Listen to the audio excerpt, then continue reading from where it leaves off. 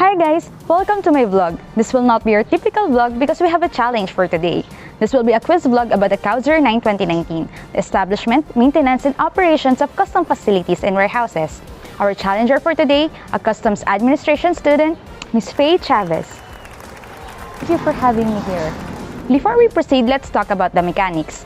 For every wrong answer, you have to drink toyo with sili for number 1, patis with sili for number 2, or suka with sili for number 3. So bubunutin mo dito yung iinumin mo.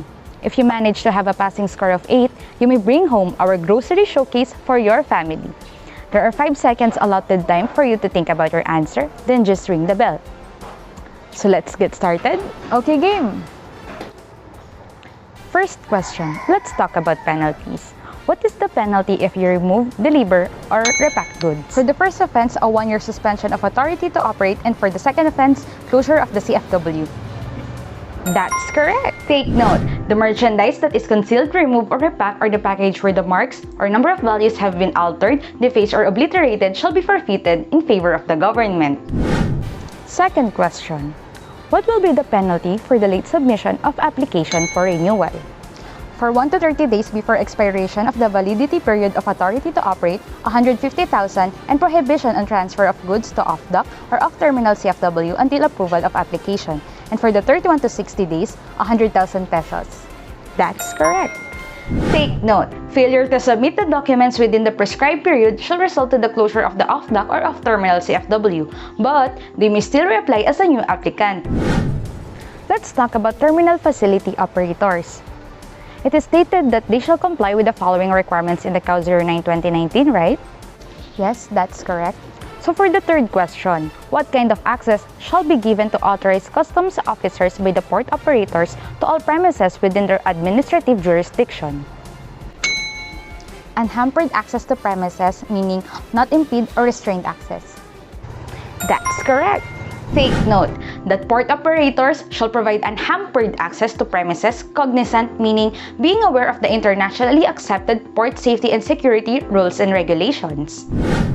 Next question, what are the factors that needs to be considered for the designation of additional areas for examination?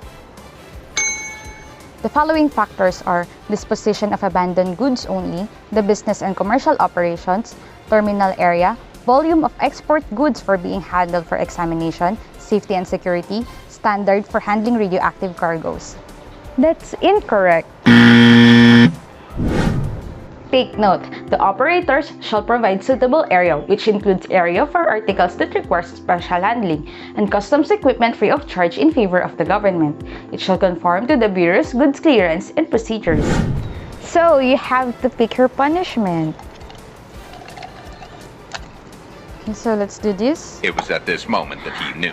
Okay, you can do it with number 3.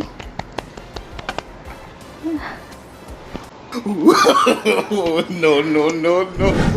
For the fifth question, who shall establish a system for temporary storage of abandoned and overstaying goods prior to lodgement of goods declaration?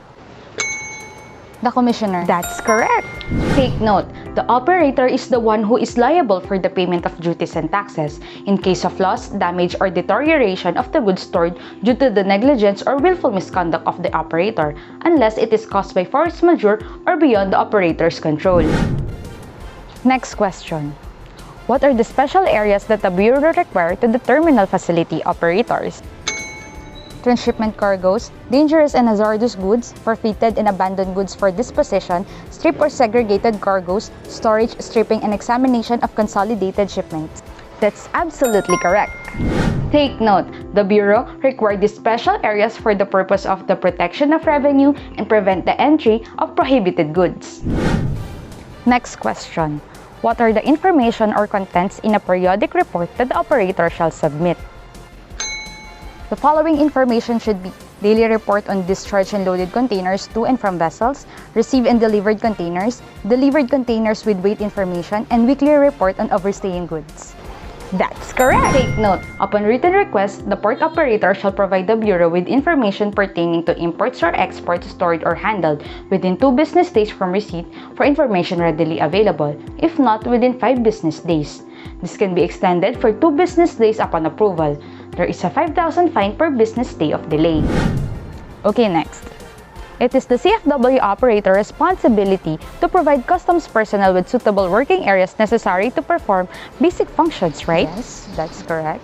So, for the effective enforcement of customs laws, rules, and regulations, port operators shall install blank in critical areas where it has a storage period of at least 30 days. CCTV. That's correct. Take note, the operator shall allow customs officers for real-time viewing of the CCTV, and upon written request, they can have a copy of the footage within 5 days of receipt. The operator shall post a security amounting to 100,000 pesos to cover for duties and taxes due on lost or damaged goods, right? I believe that's correct. So for the second to the last question, who shall conduct periodic consultation with the port authorities? The commissioner. That's incorrect. Take note, for the purpose of effective implementation of the jurisdictional control of the Bureau over goods stored and handled by operators of CFWs with existing contracts, it's the Bureau who shall conduct the periodic consultation. So you have to pick a number for your punishment. Oh wait, it's the Bureau nga pala. Yeah. Okay, I'll pick a number. So that's number? It was at this moment that he knew. He Number fucked 1. up. You can do it. Oh my god. Oh my god. Number 1.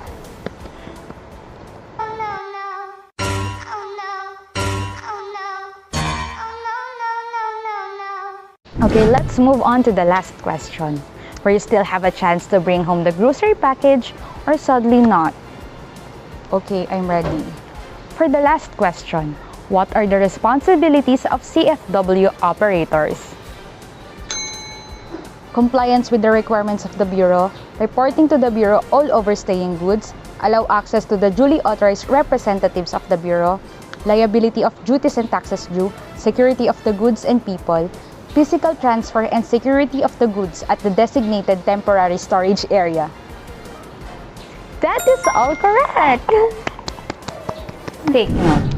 First, the CFW operator shall comply with the establishment, security, suitability, management of the facility, including stock keeping and accounting. For the second, this includes the empty containers transferred to the facility for the Bureau's appropriate action pursuant to existing rules and regulations. For the third, upon lawful demand, this can be allowed at a reasonable time during work hours to obtain data, documents, and record pertaining to the operations of the CFW. For the fourth, remember that the government assumes no legal responsibility over the safekeeping of goods stored in any customs facilities and warehouses unless due to its personnel's gross negligence or willful misconduct. For the fifth, this can be done by implementing effective security measures such as CCTV and similar devices. Lastly, all costs incurred shall be for the account of the government subject to government accounting rules and regulations. Congratulations! You may now take home the grocery package for your family. Thank you very much. Thank you for watching my quiz vlog. See you on our next episode. It's your girl Maria, your host for today. Thank you. Mula Ilaga hanggang Kanluran, hanggang sa timog at silangan, sa bawat sulok ng mundo, halina at magsama-sama tayo. Sa kasiyahan at papremyo, siguradong wala kang talo. Hanapin namin ang kayo'y manahalo para mabago namin ang buhay nyo. Buhay nyo, wawawin ang lahat sa aming pagbibigay ng saya at pag-asa ng iyong hinihintay. Wawawin ang lahat, dito'y wala lang papantay. Wawawin, wawawin.